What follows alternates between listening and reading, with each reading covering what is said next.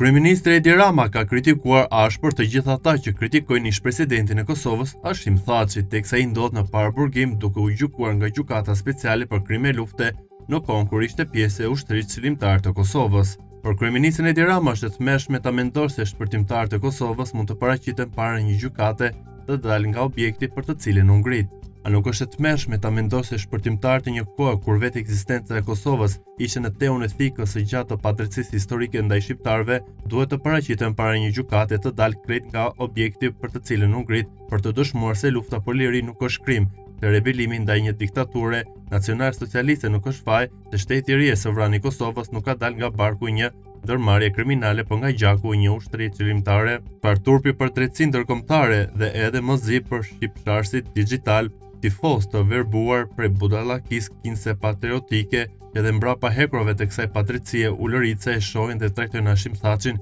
si armik politik, e urojnë që të mos dalë më kurrë prej aty, ndërkohë që kur atyre tu jetë harruar nami e nishani edhe saj gjykate, ketë mbetur vetëm njolla e turpit të historisë, emri Hashimit të mbetet përgjithmonë si emri i njeriu që bën njësh me fatin, lirinë dhe pavarësinë e Kosovës, kuran kryeministri Edi Rama.